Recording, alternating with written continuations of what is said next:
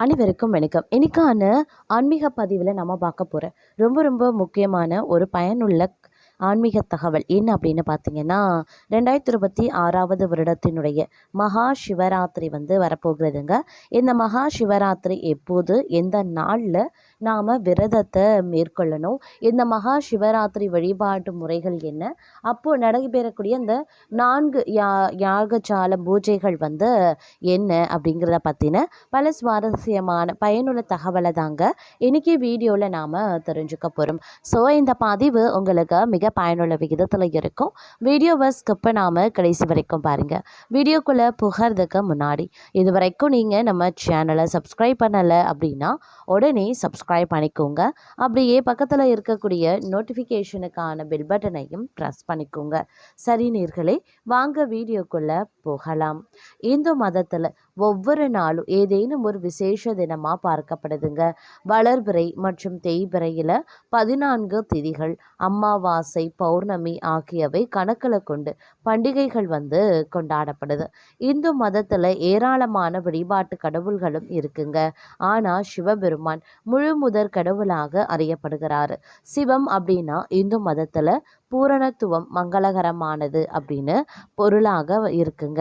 இத்தகைய சிவனுக்கு ஐப்பசி பார்த்திங்கன்னா அன்னாபிஷேகமும், மாத சிவராத்திரி, மார்கழி திருவாதிரை அப்படின்னு ஏராளமான விசேஷ நாட்களும் இந்த நேரத்தில் இருக்கின்றது அப்படின்னே கூட சொல்லலாம். இந்த மகா சிவராத்திரி அப்படிங்கிறது ரொம்பவே விசேஷத்திற்குரிய ஒரு சிவராத்திரியாக பார்க்கப்படுதுங்க. மகா சிவராத்திரி ஒவ்வொரு மாதமும் தேய்பிறை சதுர்தசி திதியில் அனுசரிக்கப்படுதுங்க. இந்த சிவராத்திரியில் நாம் விரதத்தை இருந்து வழிபட்டோம் அப்படின்னா அதன் மூலமாக நமக்கு மன அமைதி, நாம் செய்த முற்பிறவி பாவங்கள் நீங்கிறது போன்றவை நடக்கும் அப்படிங்கிறது ஐதீகமாகும். ஆனால் மாசி மாதத்தில் வரக்கூடிய தேய்பிறை சதுர்தசி திதையானது மகா சிவராத்திரியாக கொண்டாடப்படுது. இந்த நாள் இந்து மத மக்களால் மிக முக்கியமான நாளாக பார்க்கப்படுதுங்க. பிரம்மனின் அகந்தையை அழிக்கும் பொருட்டு பரம்பொருளான ஈசன் சக்தியுடன் இணைந்து அடி முடி அறியாத ஜோதி பிழம்பாக தோன்றிய நாளே சிவராத்திரியாக கொண்டாடப்படுது. இந்த நாளில் உலகம் முழுவதும் இருக்கக்கூடிய சிவாலயங்களில் சிவராத்திரி பண்டிகை வழிபாடு ஆகியவை வெகு சிறப்பாகவே கொண்டாடப்படும். அன்று மாலை தொடங்கி மறுநாள் காலை வரையிலான 12 மணி நேரம் 4 கால விரதம் வழிபாடு ஆகியவை கடைபிடிக்கப்படுது. இந்த 4 சாம காலங்களில் சிவ பூஜை மேற்கொண்டு விரதம் இருக்கும் அப்படின்னா வாழ்க்கையின் மிக பெரிய அளவில் நற்பலன்கள் கிடைக்கப்பெறுவீங்க. 4வது கால விரதம் முடிந்ததும் அதிகாலை புனித நீராடி சிவபெருமான வழிபாடு செய்த பிறகு உணவெடுத்து நாம் கொள்ளலாம். ஆங்கில நாட்காட்டியின்படி பார்த்தோம் அப்படின்னா ஒவ்வொரு ஆண்டு மாத சிவராத்திரி பிப்ரவரி அப்படி இல்லைன்னா மார்ச் மாதத்தில் தேய்பிறை சதுர்தசி திதியில் வருதுங்க. ஆண்களுக்காக ஒரு ராத்திரி சிவராத்திரியாகவும் பெண்களுக்கு 9 நாட்கள் நவராத்திரி அப்படின்னும் ஆன்மீகத்தில் பிரிக்கப்பட்டிருக்கிறது. அப்படியான சிவராத்திரியானது 2026வது ஆண்டு பிப்ரவரி மாதம் 15ஆம் தேதி வருதுங்க. அதன்படி பிப்ரவரி 15ஆம் தேதி மாலை 5:51 மணிக்கு தேய்பிறை சதுர்தசி திதியானது தொடங்குது. இந்த திதி பிப்ரவரி 16ஆம் தேதி மாலை 6:26 மணிக்கு நிறைவடைது. அதன் பிறகு அமாவாசை திதி தொடங்கும். மகா சிவராத்திரி வழிபாடு இரவு முழுவதும் கண் விழித்து செயல்பட வேண்டியது அப்படிங்கிறதுனால பிப்ரவரி 15ஆம் தேதி கொண்டாடப்படுது.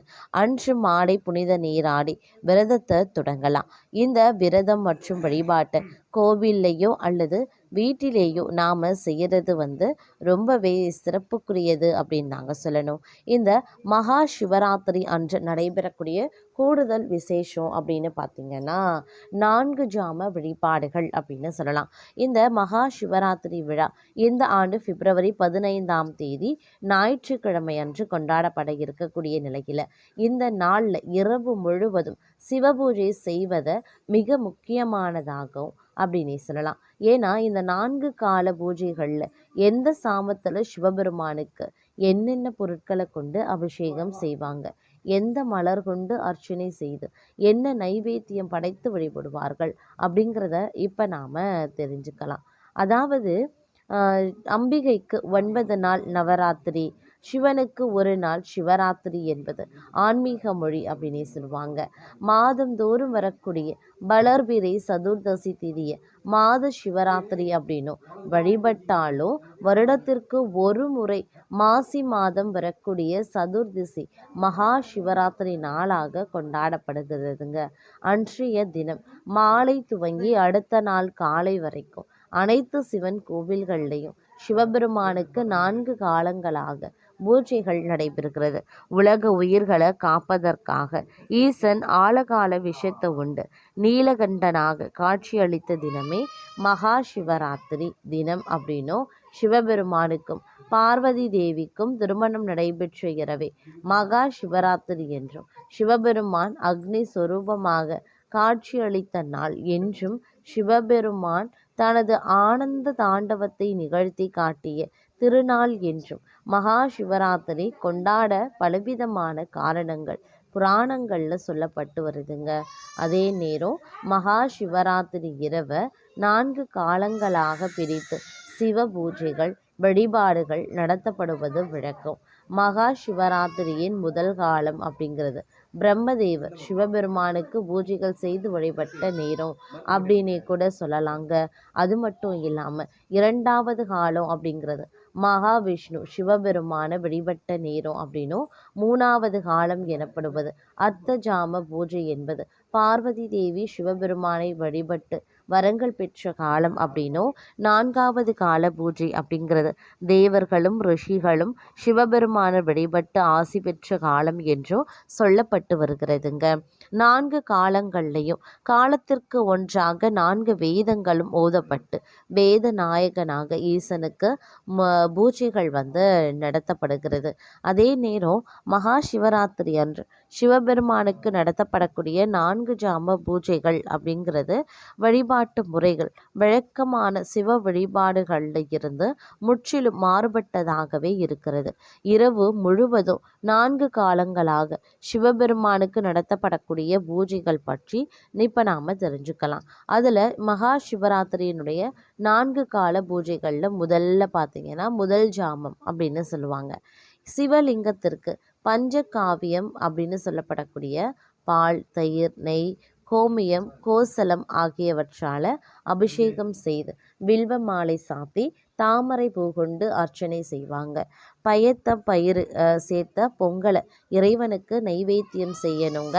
இந்த முதல் ஜாம பூஜையில் ரிக்வேதம் ஓத வேண்டும் அப்படின்னு சொல்லுவாங்க. அடுத்து 2வது ஜாமம். இந்த ஜாமத்தில் பஞ்சாமிர்தம் கொண்டு இறைவனுக்கு அபிஷேகம் செய்வாங்க. அதற்கு பிறகு சந்தனமும் தாமரை பூவும் சார்த்தி துளசியால் அர்ச்சித்து பாயாசம் நைவேத்தியம் படைக்கணுங்க.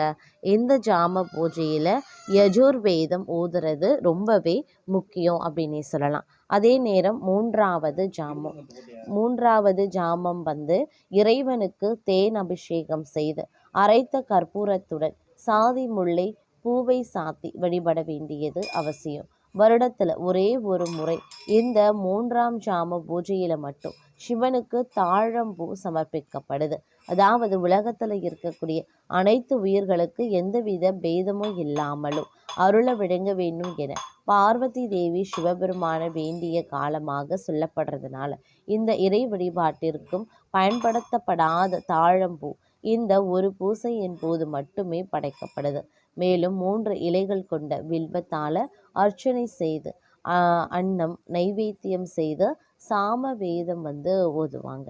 அதே மாதிரி 4ஆம் ஜாமம் சிவபெருமானுக்கு கரும்பு சாறு அபிஷேகம் செய்யணுங்க.